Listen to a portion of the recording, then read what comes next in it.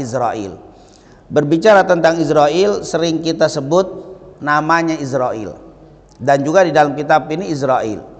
Tetapi kita lihat penjelasan para ulama bahwa kalimat Israel ini tidak disebutkan di dalam Al-Quran dan juga di dalam hadis sahih, tetapi disebutkan di beberapa penjelasan para ulama. Yang dikenal dalam Al-Quran, malaikat Israel ini sering kita sebut dengan malaikat kematian, ya, malaikat yang mencabut nyawa. Dan disebutkan di dalam Al-Quran surat As-Sajdah di ayat yang ke-11, Qul yatawaffakum, katakan akan mematikan kalian, malakul mauti, yaitu malaikat kematian, malaikat maut. Jadi disebut dalam surat Sajdah ini, Israel itu dalam Al-Quran disebutnya malakul maut atau malaikat kematian. Alladzi, yaitu malaikat ini yang wukila bikum, diwakilkan oleh Allah untuk diberi tugas mencabut nyawa-nyawa makhluknya, yaitu diantaranya kita. Tsumma ila rabbikum turja'un, kemudian setelah dicabut ruh kita akan dikembalikan kepada Allah Subhanahu wa taala. Nah, di sini ada kalimat malakul maut. Inilah yang disebut dengan malaikat kematian, malaikat al-maut. Maka disebut kalau di dalam Al-Qur'an yaitu disebut malakul maut atau malaikat kematian. Adapun nama Israel ada beberapa penjelasan, di antaranya Al-Imam Ibnu Katsir ketika menafsirkan surat As-Sajdah ayat 11 ini, wa amma malakul mauti, adapun tentang malaikat maut, falaisa bimusarrih, tidak disebutkan bismihi, yaitu disebutkan dengan tasrih, dengan jelas di dalam Al-Quran, wala fil ahadits as-sihah, dan juga di dalam hadis-hadis yang sahih. Artinya tidak ada nama malaikat maut secara Israel gitu di dalam Al-Quran, juga tidak disebutkan di dalam hadis-hadis yang sahih. Wa qad jaa, tetapi telah datang tasmiyatuhu, nama Israel, fi ba'di athar, di sebagian pendapat. Athar ini selain hadis, boleh perkataan sahabat, boleh perkataan ulama, itu namanya athar. Jadi kalau yang di dalam Al-Quran, di dalam hadis sahih tidak ada kata Israel, tapi kata-kata Israel ini terkenal di perkataan para ulama, yaitu ulama terdahulu dari ulama-ulama salaf, yang disebut bi Israel, yaitu dengan Israel. Jadi Israel itu dikenal, bahkan Imam Ibnu Katsir ini murid langsung Ibnu Taimiyah. Kata Israel itu sudah ada dari zaman sebelum Imam Ibnu Katsir sudah terkenal tuh Israel. Tapi kalau diselidiki di Quran tidak ada, diselidiki dalam hadis sahih juga tidak ada. Cuman nama ini sudah masyhur, terkenal. Makanya Al-Imam Al-Manawi dalam kitabnya Faidul Qadir menyebutkan bahwa nama Malaikatul Maut ustuhir, sudah dikenal, sudah masyhur, bahwa ini adalah nama malaikat kematian atau malaikat yang cabut nyawa. Nah, jadi dari berdasarkan penjelasan ini, maka boleh kita menyebut malaikat kematian itu dengan malakul maut atau malaikat kematian, dan juga tidak berdosa kalau orang nyebut Israel, walaupun tidak dikatakan Israel, nggak ada dalilnya, bid'ah, nggak ada, karena ini kalimat sudah masyhur dan orang sudah tahu semua. Orang Islam kalau disebut Israel sudah tahu, sudah itu malaikat yang tugasnya mencabut nyawa. Nah, tapi kalau orang menyebut, saya nggak setuju dengan kata-kata Israel, saya lebih suka menyebut malakul maut atau malaikat kematian, ya nggak apa-apa. Itu disebutkan di dalam Al-Quran, di dalam hadis sahih. Kalau Israel hanya terkenal. Nah, ini terkenalnya saja. Maka muallif atau pengarang menyebutkan dengan kalimat Israel. Jadi kalau Israel itu panggilan yang terkenal, tapi memang sumbernya hanya dari mulut ke mulut dari para ulama terdahulu. Nah, ini jadi ada nanti menyimpulkan kalau kita bicara dengan orang-orang yang alim yang mengerti, jangan nyebut Israel, sebut saja Malaikatul Maut. Tapi kalau di awam sebut aja Israel. Karena mereka kalau malaikatul maut nanya lagi, apa itu malaikatul maut? Nggak paham juga nanti. Sebut aja Israel. Kalau Israel sudah tahu dah. Makanya nggak ada orang yang ngasih nama Israel anaknya. Kalau Jibril ada, Ridwan ada, Malik ada, malaikat nama. Tapi kalau Israel saya belum pernah ketemu. Mungkin ada jamaah dengan tetangga namanya Israel. Ngilu juga mungkin Israel ini. Takut saya punya teman Israel, urusannya saya didatengin Israel tadi. Wah, itu Israel sudah masyhur dari zaman ke zaman, maksudnya adalah malaikat kematian. Nah, inilah nama. Jadi tidak usah kita persalahkan ketika orang malaikat Israel. Yang penting waktu dia ngomong Israel dia tahu riwayatnya sebenarnya tidak sahih. Artinya kata sebagian ulama tidak ada larangan menyebut Israel, tidak ada perintah menyebut Israel. Tapi nama yang disebutkan malaikatul maut. Kenapa kok tidak dilarang, tidak diperintahkan? Karena Israel sudah tahu ini adalah malaikat kematian, sudah. Sama seperti istilahnya orang ahli Mekah, orang muhajirin, itu sama juga orang Mekah ya muhajirin, sudah apa? Yang tinggal di Madinah itu muhajirin, yang Madinah Ansar disebut. Ini ma'ruf, nama yang sudah terkenal. Jadi nama yang sudah terkenal dan tidak bertentangan. Jadi kalau kita melihat kondisi ya, kalau kita ngelihat kepada majelis seorang ustadz, jangan hanya Israel, harus nyebutin malaikat al-maut, karena ini orang-orang taklim. Tapi kalau kita bicara ceramah, bicara dengan orang-orang awam, sebut saja Israel atau malaikatul maut, kita sebut juga Israel, biar mereka faham apa yang dimaksud dengan malakul maut atau siapa yang dimaksud dengan malaikatul maut. Berbicara tentang nama ini yang dijelaskan oleh para ulama. Tapi ada juga ulama yang mengatakan makruh menyebut Israel. Ada juga yang mengatakan makruh menyebut Israel. Karena yang disebutkan dalam Al-Qur'an adalah malakul maut, yaitu malaikat kematian. Kemudian tugasnya tentunya banyak sekali tugasnya, bukan hanya kematian yang kita ketahui. Ada yang riwayat yang mengatakan beliau yaitu malaikatul maut yang diperintahkan oleh Allah untuk mengumpulkan saripati tanah dari atas muka bumi, yang dari tanah itu Allah ciptakan Nabi Adam. Nah, jadi yang mengumpulkan tanah itu, jadi waktu Allah menciptakan Nabi Adam dari tanah, bukan dari satu jenis tanah, tapi berbagai macam jenis tanah yang ada di atas muka bumi. Dia yang mengumpulkan, kemudian diserahkan kepada Allah, menciptakan dari tanah itu adalah Nabi Adam. Makanya kata para ulama, semua jenis tanah warnanya itu bisa jadi warna kulit manusia. Jadi orang yang kulitnya hitam sekalipun itu adalah dari tanah yang warnanya hitam. Ada yang sedikit kemerah-merahan, semuanya coklat, semua ada berbentuk warna tanah, itu bisa terjadi di warna kulit manusia, karena manusia ini bukan dari satu jenis tanah, dari berbagai macam tanah. Walaupun nanti ada cerita-cerita Israiliyat, Ustaz ini orang jadi penjahat, mungkin dari tanah kotoran ini dulu ngambilnya. Jadi tanah yang kotor, jadi jadinya jahat. Nah, ini tidak, tentunya adalah, maka warna, ada yang mengatakan orang yang berkulit hitam dari siapa? Dari Adam, sama, dari keturunannya, karena keturunannya nanti bisa warnanya sebagai macam tanah tadi. Oleh karena itu malaikat ini juga yang berhak untuk mencabut, diberikan tugas seperti dia yang memberikan mengumpulkan tanah, lalu dia juga yang berhak untuk mencabut roh-roh yang hasil kerja dia juga, itu atas perintah dari Allah Subhanahu wa taala. Yang kedua, dia selalu diberikan tugas untuk mengawasi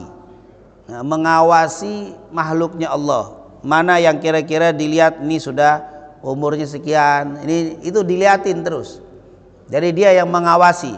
Oh, ini orang masih lama umurnya panjang. Oh, ini dikit lagi. Itu yang mengawasi. Walaupun tentunya di dalam riwayatnya ada dhaif, ada yang mengatakan dhaif, tapi disebutkan tentang riwayat ini bahwa malaikat itu suka mengawasi, mengontrol. Jadi dikontrol mana yang ini masih 10 tahun, ini masih 5 tahun. Itu malaikat tahu. Dalam riwayat kalau sudah semakin dekat itu semakin dilihatin sama dia. Ini sebentar lagi nih. Tapi semakin dekat lagi semakin lagi dipantengin, sebentar lagi. Makanya kata para ulama, orang yang sudah mendekati ajal tingkah lakunya berbeda. Seperti orang kalau diliatin orang terus dipantengin kan salah tingkah tuh. Apalagi yang ngeliatin malaikat diliatin terus, itu orang salah tingkah. Maka kadang-kadang kalau orang sudah mau meninggal, kadang-kadang perbuatannya di luar kebiasaan. Karena seperti orang sudah salah tingkah. Ini nggak biasa-biasanya nih orang begini kok beda. Setelah meninggal kita suka engah. Pantes biasanya dia nggak begitu bisa begitu. Itu karena sudah mulai dilihatin terus. Ini oleh malaikatul maut. Semakin dekat semakin kita jangankan sama malaikat dilihatin, sama orang yang wibawa kita ngeliatin kita gitu udah salah tingkah kita, ini dilihatin malaikat nih kayaknya dikit lagi, apalagi sudah dikit lagi meninggal nggak ibadah juga, bingung malaikat ini dikit lagi mati, ini orang masih begini aja nih. Itu menjadi beda itu akan menjadi. Makanya kalau kita baca cerita tentang Nabi Sulaiman, waktu itu Nabi Sulaiman sedang duduk dengan malaikatul maut datang ke malaikat maut datang ke Nabi Sulaiman, dan kebetulan ada orang yang duduk juga bersama Nabi Sulaiman. Kata Nabi Sulaiman, kata malaikat maut, wahai Nabi, ini orang sekian ini akan meninggal, ini orang sebentar lagi mau meninggal, tapi kok masih ada di sini, padahal dia ditentukan di tempat yang jauh, di tempat sekian dikasih tahu. Allah perintahkan aku untuk mencabut dia di tempat itu, kok dia masih ada di sini, belum mana-mana, dilihatin terus. Ini orang ketakutan. Dan setelah diberitahukan oleh Nabi Sulaiman, orang ini karena ketakutannya dia lari ke tempat tersembunyi dan dia nyari tempat yang kira-kira merasa aman dari kematian. Dan ternyata meninggal di tempat itu. Subhanallah, kata malaikatul maut, Allah perintahkan aku cabut di tempat ini. Tiba-tiba lari ke sini dia. Waktu dia masih berada bersama kamu malah saya bingung kok di sini. Padahal perintahnya nyabutnya di sana. Dan ternyata memang orang kalau sudah mendekati ajalnya semakin perbuatannya itu, karena kata sebagian ulama, walaupun ini hadisnya tidak sahih ya, tapi riwayat-riwayat seperti ini cukup banyak bahwa orang itu akan gelisah. Makanya nanti penjelasan ulama ada yang bilang 40 hari sebelum meninggal sudah mulai terlihat, 40 hari sebelum meninggal tingkahnya, perbuatannya, maka ada yang mengatakan sudah hitungannya meninggal sudah 40 hari sebelumnya. Dan seterusnya, semakin dekat semakin terlihat tanda-tandanya. Nah ini tentunya kadang-kadang kita tidak sadar, kecuali sudah meninggal baru kita, oh iya pantas itu ada. Nah, ini. Dan orang yang dilihat atau yang mendekati kematian tidak tahu kalau dia itu sudah mendekati ajalnya, kecuali para nabi. Kalau para nabi, malaikatul maut nggak berani nyabut kecuali bicara dulu, dia izin. Kalau malaikatul maut itu izin kalau mau nyabut para nabi. Kenapa? Karena memang magomnya kalah tinggi dengan dengan nabi, dia izin dulu. Dengan Nabi Adam izin dulu, dia minta izin mau dicabut nyawa. Malaikat itu minta izin untuk mencabut nyawanya. Nabi Musa, Nabi Muhammad SAW, itu para nabi mereka tahu. Tapi kalau kita nggak pakai izin, langsung saja. Maka di sini makanya kata Ibrahim ibnu Adham, ketika ada seorang pemuda datang, wah Ibrahim, saya ini ahli maksiat, tukang maksiat. Bagaimana caranya supaya saya bisa mengurangi kemaksiatan saya? Maka atau kalau saya bermaksiat tidak terlalu besar dosa saya. Maka apa kata Ibrahim bin Adham, kamu bisa bermaksiat dan aman kemaksiatanmu apabila, apa itu apabilanya? Apabila datang kematian, malaikatul maut kepada kamu, kamu bisa menego atau bisa menunda, atau kalau bisa malaikat bicara dulu kalau mau mencabut rohmu. Yang ketiga, Allah mewakilkan kepadanya untuk mencabut seluruh makhluknya. Jadi tugasnya, yaitu selain mengambil tanah kemarin, penciptaan Nabi Adam, kemudian mengawasi dan mencabut seluruh makhluknya. Dikatakan, wallahi, dikatakan oleh malaikatul maut, untuk mencabut ruh satu ekor nyamuk saja, maka aku tidak bisa. Hatta yakun Allah azza wajal huwal amir biqabdiha. Seandainya aku disuruh nyabut satu ekor nyamuk saja, saya nggak bisa, kecuali Allah yang telah memerintahkan. Jadi saya nggak bisa berbuat apa-apa kecuali hanya perintah dari Allah. Jadi kalau ada orang yang meninggal, keluarganya jangan nyalain malaikatul maut, karena dia tidak melakukan itu kecuali atas perintah. Jadi yang disalahin bukan dia, jangan dimusuhin malaikatul maut. Nah ini bukan berarti malaikat maut pengen nggak mau disalahin ya, bukan, tapi menunjukkan bahwa beliau itu betul-betul tugasnya itu hanya mengikuti apa, perintah. Nggak ada mungkin orang ini melakukan macam-macam, malaikat maut pegel mencabut aja nggak bisa. Ini sudah ditentukan. Bahkan satu ekor nyamuk saja nggak bisa saya matiin. Satu ekor nyamuk. Bahkan kita bisa apa? Nepak malaikat. Kalah malaikat, bisa nepak, bisa bunuh. Malaikat satu aja saya nggak bisa mencabut, kecuali dengan perintah dari Allah Subhanahu wa taala. Kemudian disebutkan malaikat maut ini dalam bertugas tidak sendiri. Artinya ada awan, artinya ada penolong, ada pembantu. Malaikat mautnya satu, tapi pembantunya itu apa? Banyak. Karena ada sebagian yang meyakini malaikat maut itu pencabut nyawa, tapi bukan satu, banyak. Yang namanya malaikat yang tukang nyabut nyawa namanya malaikat maut. Tapi pendapat yang kuat, malaikat maut cuma satu. Malaikat maut cuma satu. Ustaz, apa nggak kebingungan? Dalam satu waktu di dunia matinya ada berapa? 200. Apa nggak puyung cabut-cabut begitu? Apa? Oh, enggak. Ini malaikatul maut sudah berbeda dengan kita. Ini malaikat, ini alamnya berbeda dengan kita. Jadi jumhur ulama, pendapat yang terbanyak mayoritas dari ulama, malaikat maut itu satu, tapi dia punya apa? Nah, pembantu. Para malaikat-malaikat yang lain yang membantu dia. Ini namanya malaikatul maut. Sama seperti yang disebutkan 10 ini, malaikat 10 ini itu rata-rata satu. Jibril, Mikail, Israfil, Israil, ini malaikatul maut satu. Ini satu malaikatnya. Nah, di sini disebutkan Allah Subhanahu wa taala berfirman, Al-Qahiru fawqa ibadih. Tentunya Allah Subhanahu wa taala yang berkuasa atas hamba-hambanya. Wa yursilu alaikum, dan mengirim kepada kalian apa? Hafadhah, yaitu penjaga. Idza jaa ajaluhum, atau idza jaa ahaduhumul maut, apabila telah datang kematian kepada mereka atau salah satu di antara mereka, sudah datang ajalnya, tawafathu rusuluna. Di sini dikatakan tawafathu rusuluna, akan dimatikan dia oleh siapa? Rusuluna, oleh utusan-utusan kami, yaitu para malaikat. Wahum la yufarritun, dan mereka tidak mentelantarkan kewajiban. Rusuluna di sini berarti akan dimatikan oleh rasul-rasul kami, berarti nggak satu. Kalau rasul satu, tapi kalau rusul berarti apa? Malaikat. Jadi utusan-utusan kami. Apabila telah datang kepada kematian kepada salah seorang di antara mereka, kami akan kirim rusuluna, yaitu para malaikat-malaikat kami. Kan malaikat maut satu, tapi kok di sini dikirimnya banyak. Nah, di sini kata Abdullah ibn Abbas, limalakil mauti awanun minal malaikah. Kata Abdullah bin Abbas, bagi malaikat maut ada awan, penolong-penolong. Jadi ada pembantu-pembantu dari para malaikat. Mereka ngapain? Yukhrijuna ar-ruha minal jasad. Jadi mengeluarkan ruh dari jasad, fayaqbiduha. Setelah keluar ruh jasad dari jasadnya, ruhnya dipegang oleh para malaikat pembantu malaikat maut. Kemudian diberikan kepada malaikatul maut.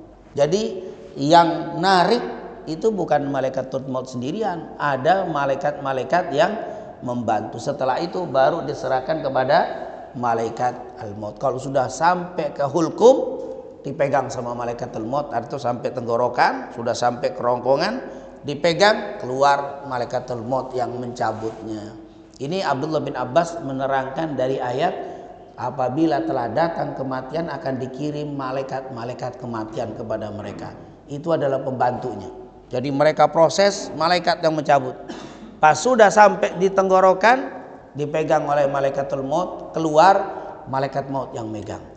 Bahkan nanti setelah itu nggak langsung dibawa sama malaikatul maut, tapi nanti ada lagi malaikat-malaikat yang lain yang mengurusi ruh ini. Nah, nanti kita lihat, kita dalam baca hadis dengan disahihkan hadis tadi oleh para ulama, diriwayatkan oleh Imam Abu Dawud. Inilah jadi malaikatul maut tugasnya ternyata nggak sendirian, ada para malaikat yang lainnya. Kemudian mengirimi tanda. Malaikatul maut ternyata baik, nggak mencabut begitu. Ini orang lagi mati dikasih tanda-tanda. Jadi nggak langsung dicabut begitu saja. Ada memang yang nggak pakai tanda, namanya mautul faja'ah, mati mendadak. Memang kata Rasulullah SAW, min alamati sa'ah atau min asyrati sa'ah, di antara tanda-tanda hari kiamat, kathrah mautil faja'ah, banyak orang yang mati mendadak. Jadi kata Rasulullah SAW. Jadi zaman dulu enggak. Kalau zaman dulu kalau mau mati itu enggak mendadak, ada tanda-tandanya. Tapi di akhir zaman kata Rasulullah banyak orang mati mendadak. Maka ini yang bikin ngeri. Ya waktu ditanya, ya Rasulullah bagaimana sih tentang mati mendadak? Rahatun lil mu'min. Mati mendadak rahah, enak bagi orang yang beriman. Kenapa? Karena walaupun mati mendadak tetap aja insya Allah dalam keadaan ibadah. Namanya rutin ibadah. Mendadak-mendadaknya habis sholat, mendadak lagi taklim, itu orang soleh, orang baik. Tapi yang menjadi musibah bagi yang tidak baik, lagi ngocok kartu mati, ini yang serem juga. Lagi minum khamr mati, ini ngilu kita kalau terhadap mati mendadak itu. Kata Rasul sebenarnya mati mendadak bagi orang yang beriman aman, tapi yang tidak beriman kasihan mati mendadak. Dan di hari kiamat, menjelang hari kiamat banyak orang mati mendadak. Jarang orang yang pakai tanda-tanda zaman menjelang akhir. Tapi insya Allah kita meninggalnya bagaimanapun dalam keadaan husnul khatimah. Dan meninggal kita tidak mempersulit orang, tidak menyulitkan orang lain. Amin ya rabbal alamin. Ini apa sih tanda-tandanya? Engkau memberikan tanda, malaikat maut menjawab, aku telah memberikan tanda-tandanya. Sakit. Itu sakit itu min alamah. Dikit-dikit sakit, dikit-dikit sakit. Sering sakit. Ini maka orang yang banyak sakit mulailah banyakin ibadah. Banyak ibadah. Justru kenapa enggak sholat subuh? Lagi sakit. Kenapa lagi sakit enggak sholat subuh? Kenapa enggak lagi taklim? Lagi puyeng. Lagi puyeng justru banyakin ibadah jalan. Justru kalau lagi pusing, lagi mulai sakit-sakitan lebih banyak ibadahnya. Karena itu mulai tanda. Makanya orang semakin usia nanti semakin banyak tuh mulai sakit ini mulai banyak. Dan itu tanda-tanda. Kemudian uban dikasih ini syaibah, ini adalah tanda. Makanya Rasulullah melarang untuk merubahnya. Kalaupun merubahnya jangan dirubah jadi hitam. Kalau dirubah hitam kau lupa kalau kau sudah sudah tua. Kalau mau dirubah boleh warna kuning, boleh. Tapi kalau hitam itu nggak boleh, kecuali dalam keadaan perang kata para ulama. Mau perang, rubah deh biar musuhnya takut. Wah pemuda semua nih pasukan gitu, nggak apa-apa. Tapi perang enggak ngerubah supaya terlalu kelihatan muda. Terus ini juga tentunya syaib, itu tanda-tanda. Dan seterusnya disebutkan, intinya memberikan tanda-tanda. Yaitu malaikat ini luar biasa, dia baik sekali. Dia bilang aku sudah kirim tanda-tandanya biar orang itu bisa mengambil pelajaran. Ini insya Allah adalah tugas dari malaikat al-maut. Tentunya sangat banyak sekali pembahasan tentang Israel atau malaikatul maut ini yang disebutkan oleh para ulama, dan bagaimana bentuk atau gambaran malaikatul maut disebutkan di dalam hadis yang diriwayatkan oleh Mujahid, ju'ilat al-ardu li malakil maut alaihi salam, sesungguhnya bumi ini di depan malaikatul maut, baik yang bahruha atau barruha, baik yang daratan dan lautan, yaitu bumi di depan para malaikatul maut atau di depan malaikat maut, baik lautnya, daratnya, jabalaha yaitu gunungnya, semuanya itu katanya katos, seperti bejana, ya'khudh minha haitsu yasha. Jadi bumi itu kelihatannya seperti di dalam bejana. Dia nggak perlu kesono kemari, tinggal gitu doang. Kelihatannya bumi itu sangat diperhatiin dalam satu pandangan kelihatan semua. Itu adalah gambaran malaikatul maut dengan bumi. Jadi jangan kayak kita bayangin ada yang meninggal di Jatiwarna, terus ada lagi di Pekayon, ada yang muter puyeng malaikat. Enggak, dia apa? Bumi itu bagaikan dilihat begitu, semua gunungnya, lautnya seperti dalam bejana, semuanya terpapar, semua terlihat dengan mudah dan kelihatan seperti itu. Jadi tidak ada yang lolos dari pandangan malaikat al-maut. Subhanallah, maha besar Allah subhanahu. Baru malaikatnya nih, baru tugas ini doang, sudah tidak ada yang lolos. Jangan dipikir nih mau mati ngumpet gak kelihatan, mana yang saya mau mati mau ngilang, ini nggak ada ceritanya. Semuanya kelihatan, bagaikan sebuah bejana yang berada, piring kayak di piring kelihatan semuanya, lautnya, daratnya, gunungnya, tepiannya, semuanya kelihatan, tidak ada yang lolos. Itulah kata Mujahid yang disebutkan berkaitan dengan bumi di depan malaikatul maut. Tanda dekatnya ajal disebutkan di dalam hadis rawahu Muslim, diriwayatkan oleh Ummu Salamah, dakhala Rasulullah sallallahu alaihi wasallam ala Abi Salamah. Rasulullah pernah menemui Abu Salamah, itu salah satu sahabat Nabi Muhammad sallallahu alaihi wasallam yang waqad syaqqa basaru, yang saat itu matanya, yaitu pandangannya sudah ke atas. Udah waktu mau meninggal dilihat ke atas. Waktu itu tidak berkedip seperti ada sesuatu diamatinya, yaitu orang yang sudah ke atas, kayak dilihat padahal Nabi datang tapi Nabi nggak kelihatan lagi, tapi yang dilihat di atas, dan pandangannya kalau kata orang sekarang sudah kosong katanya. Kita datang kok matanya itu beda. Memang di situ kata para ulama, orang yang mau meninggal itu kelihatan pertama dari matanya, pandangannya itu sudah berbeda, kosong. Kita datang dia nggak ngeh, kita datang dia ngomong-ngomong tapi pandangannya itu sudah nggak konsen. Dia padahal normal, bukan sakit, tapi sudah tidak konsen lagi dan tidak seperti biasa. Apa kata Rasulullah SAW? Summa akmada. Kemudian nggak lama beliau, yaitu Abu Salamah, meninggal. Jadi di dalam hadis bahwa memang mata ini, basor ini mengikuti ruh. Jadi ketika mulai ruh bergerak, malaikat datang, malaikat ini sudah mulai. Dan ketika rohnya dicabut, ini matanya, pandangannya akan melihat, mengikuti rohnya diangkat.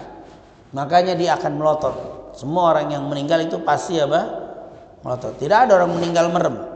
Mesti dia akan, matanya itu seperti mengikuti rohnya pergi.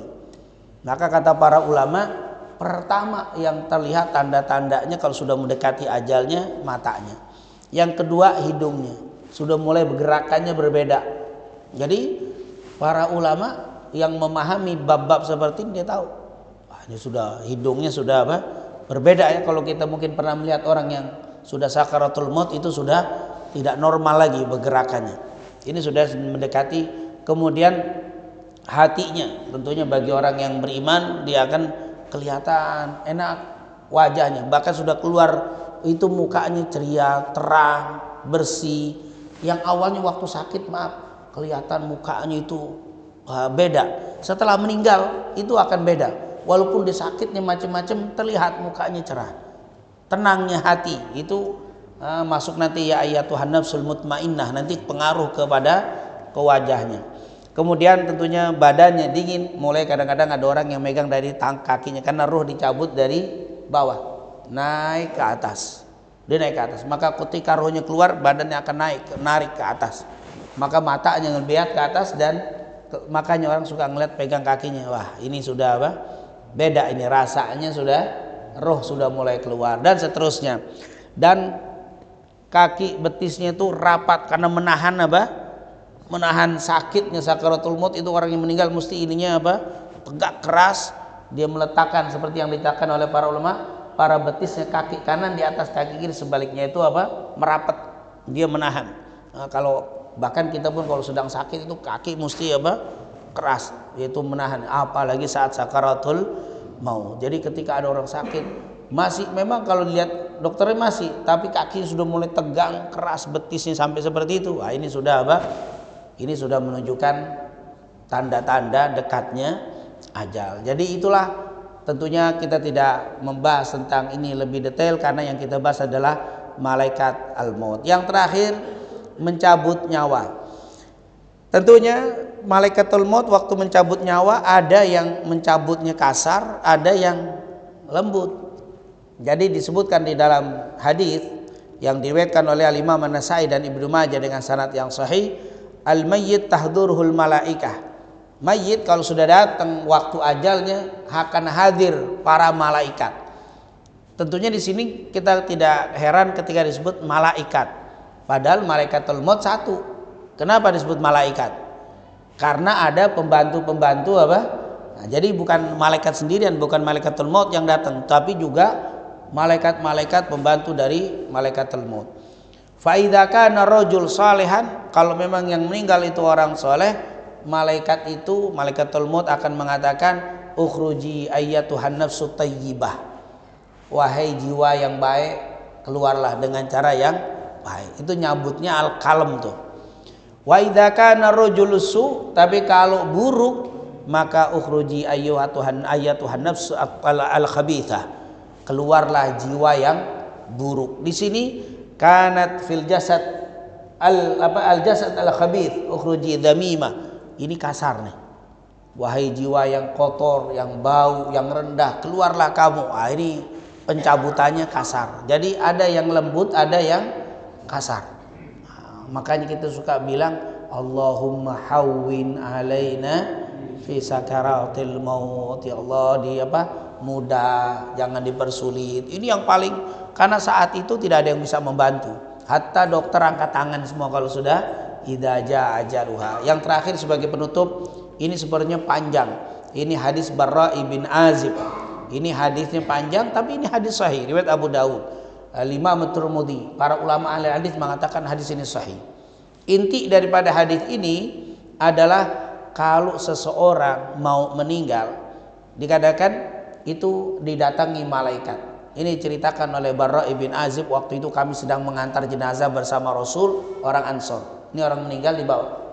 Waktu sampai ke kuburan Baqi, kuburannya masih digali, belum beres. Ditaruhlah jenazahnya, nungguin kuburan diselesaikan. Nabi waktu itu megang satu batang kecil, pohon kecil, ranting, sambil ngorek-ngorek tanah sambil nunggu. Sambil Rasulullah mengatakan, ista'idzu billah min adzabil qabr. Berlindunglah kalian dari azabnya Allah di dalam kubur. Berlindunglah kalian. Kami waktu itu mendengar Rasul ngomong begitu, kami duduk di depan Nabi, ka'anna ala ru'usina tair. Kami duduk seakan-akan di kepala kami ada seekor burung yang nempel, sehingga kami tidak bergerak mendengarkan Nabi Muhammad.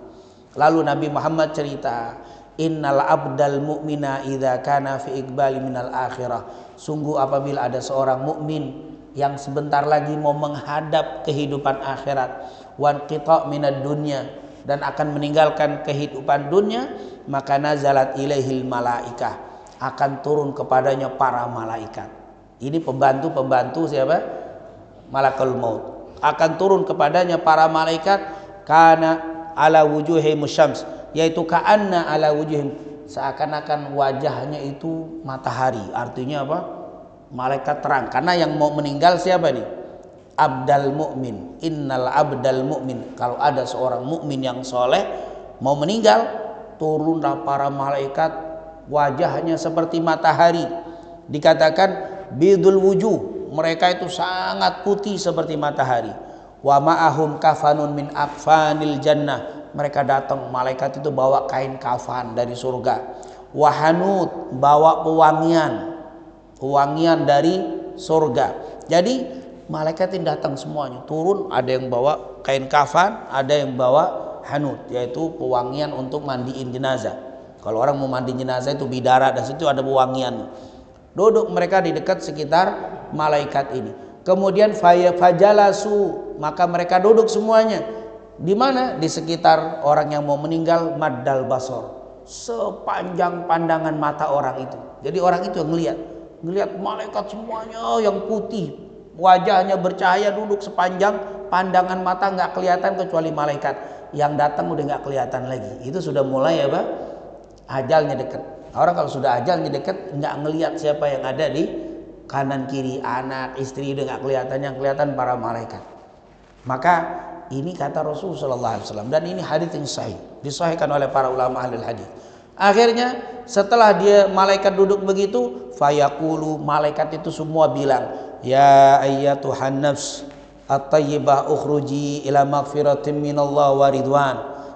Hamba jiwa yang baik, keluarlah kamu kepada Allah untuk meraih ampunan Allah dan ridhonya Allah. Artinya mereka menghibur malaikat, menghibur orang yang mau meninggal ini, sehingga dia berseri-seri dan berharap untuk cepat meninggal. Ini orang yang saleh.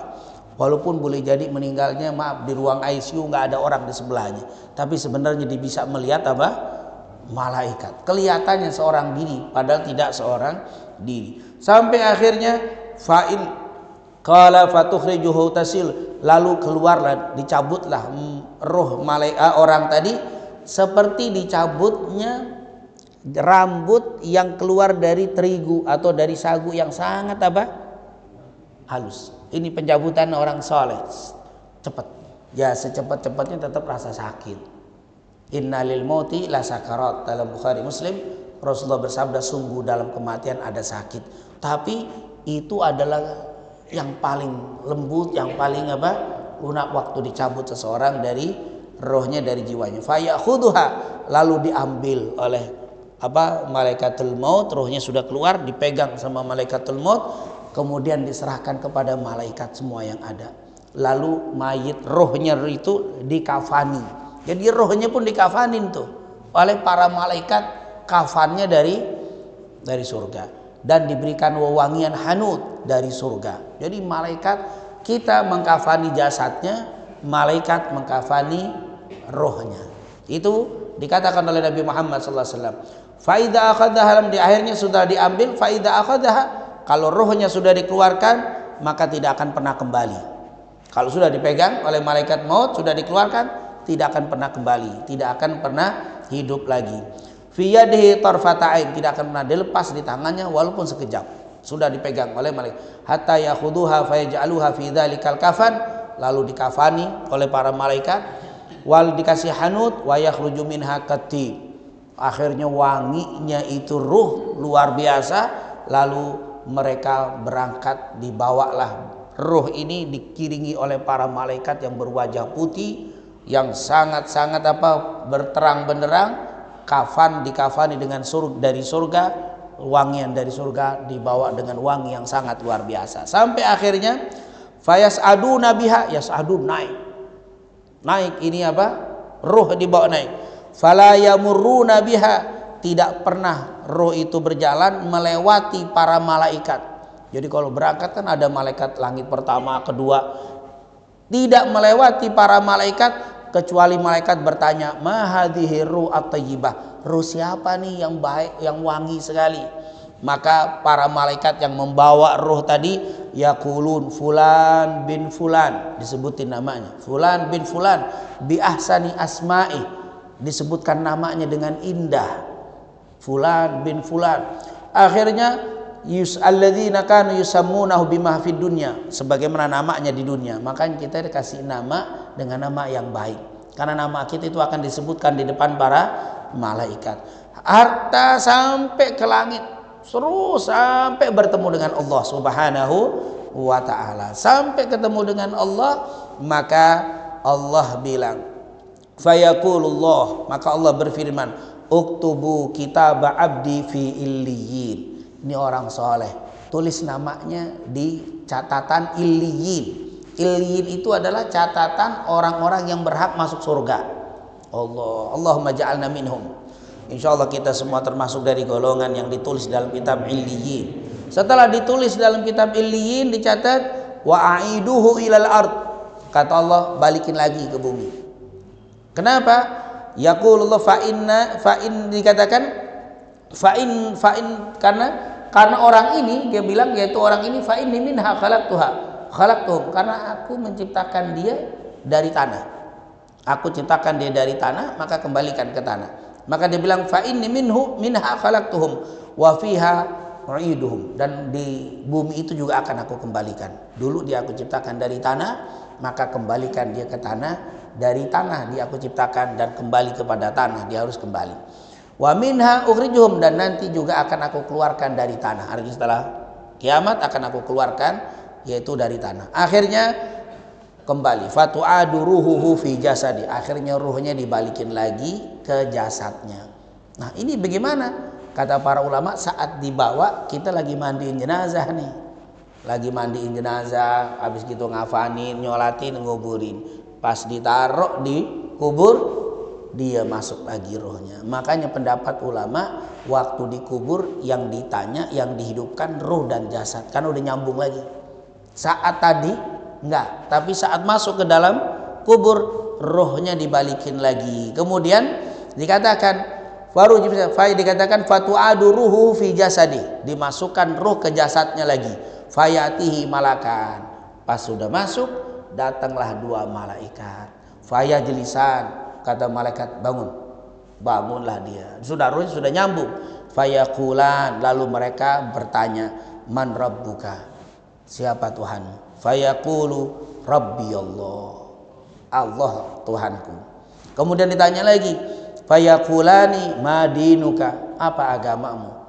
Islam, dini. Dia jawab, dinil Islam, agamaku Islam. Yang ketiga pertanyaannya, ma hadzal rajul ladzi bu'itsa fikum, apa yang kamu ketahui orang yang aku utus? Siapa itu? Huwa Rasulullah, dia itu Nabi Muhammad. Ini yang hadis sahih, tidak ditanya ma imamuka, tapi yang ditanya adalah Rasulullah sallallahu alaihi wasallam. Ditanya Rasul. Jadi Rasul subhanallah sampai di kubur itu yang ditanya Nabi Muhammad. Man rabbuka, ma dinuka, ma taqulu fir rajulil ladzi bu'itsa fikum. Apa yang kau ketahui tentang orang yang aku utus kepadamu? Maka dia akan menjawab apa? Dia adalah Rasulullah, huwa Rasulullah, dia Rasulullah. Jadi jangan dimain-main dengan Rasul. Sampai di dalam kubur ditanya. Dan ini yang ditanya, fayaqul ma hadzal rajul ladzi bu'itsa Rasulullah, ma ilmuka, kamu tahu dari mana dia Rasulullah? Qara'tu kitaballah fa amantu bi, karena saya baca Al-Qur'an dan saya beriman kepada Al-Qur'an, itu adalah Rasulullah. Ceritanya dia bisa dibahas dan dijawab dengan baik semuanya. Akhirnya Rasulullah bilang, setelah dijawab semuanya, akhirnya dia bilang apa? Fayunadi munadin minas sama, tiba-tiba keluar suara, an sadaqa abdi, sungguh hambaku betul, hambaku betul apa yang dia jawab bisa semuanya. Fa afrishu minal jannah, gelar karpet dari surga. Kuburannya udah nggak sempit lagi, langsung dibikin talakan. Afrishu ini firas, firas ini adalah sejenis karpet, berikan karpet dari surga. Kemudian minal jannah waftahu lahu baban ilal jannah, buka pintu di surga, hawanya masuk. Makanya suka kita berdoa, jadikan di antara taman pintu surga itu terbuka.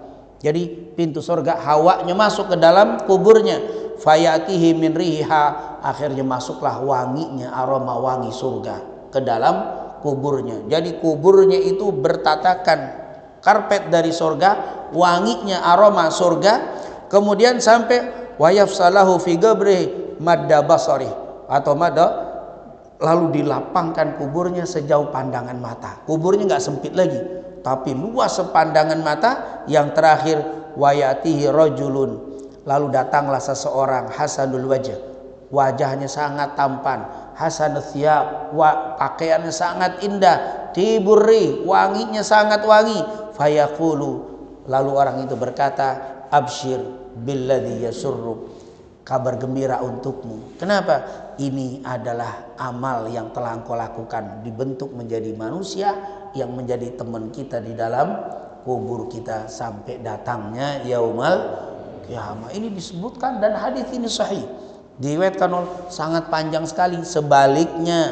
Sebaliknya untuk orang yang ahli maksiat, yang tidak beriman kepada Allah Subhanahu wa taala, datang orang itu malaikat dengan wajah yang seram, gelap, yang dibawa bukan kain kafan tapi cemeti dari nerakanya Allah, sambil mengatakan ukhruji ayyuhan nafsul khabithah, siap-siap keluarlah kamu wahai jiwa yang buruk, jiwa yang jelek. Orang itu ketakutan, sebelum meninggalnya sudah apa?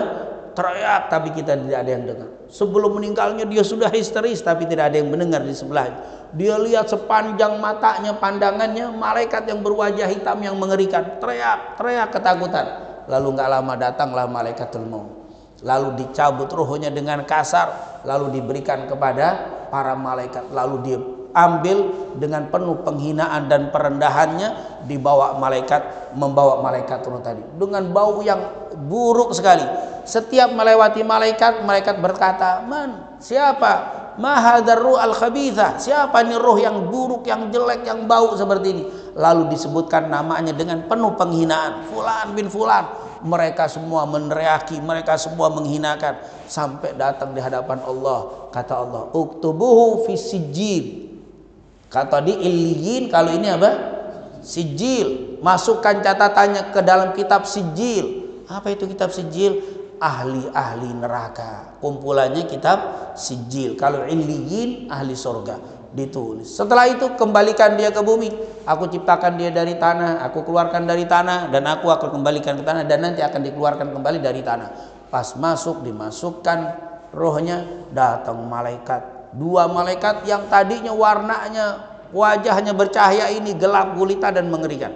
Lalu bertanya, "Man rabbuka?" Di hadis tadi dia akan menjawab, dia nggak bisa menjawab. Disebutkan dalam kalimat "Man rabbuka?" Nggak bisa menjawab. "Wa madinuka?" Teriak lagi. "Wa ma taqulu fir rajuli alladzi bu'itsa bikum?" Akhirnya diambillah pukulan, lalu dipukulkan kepada orang tadi. Kata Rasul, seandainya pukulan tadi dipukulkan ke bumi, akan dipukulkan kepada gunung, akan menjadi debu. Lalu dipukulkan untuk orang itu. Dia berteriak, lalu didatangi seseorang yang sangat mengerikan. Seandainya orang itu hidup di bumi, ngelihat orang itu mati karena ngerinya. Dan waktu dia tanya, "Siapa kamu?" "Aku adalah amalmu yang buruk yang telah kau lakukan," dibentuk menjadi manusia yang sangat mengerikan. Semoga Allah Subhanahu wa taala menjadikan kita menjadi hamba-hambanya yang saleh, menjadi hamba-hamba yang beriman sampai akhir hayat kita, dan semoga saat datang di kematian mati dalam keadaan husnul khatimah, diiringi dengan malaikat yang bidul wujuh ka'anna wujuhahum syamsu bi rahmatika ya arhamar rahimin. Ya Allah biha, ya Allah biha, ya Allah bi husnul khatimah, ya Allah biha, ya Allah biha, ya Allah bi husnul khatimah, ya Allah biha, ya Allah biha, ya Allah bi husnul khatimah. Rabbana atina fid dunya hasanah wa fil akhirati hasanah wa qina adzabannar. Wa sallallahu ala sayidina Muhammadin wa ala alihi wa sahbihi wasallam. Walhamdulillahi rabbil alamin. Subhanakallahumma wa bihamdika asyhadu an la ilaha illa anta astaghfiruka wa atubu ilaik. Lebih kurangnya saya mohon maaf. Assalamualaikum warahmatullahi wabarakatuh.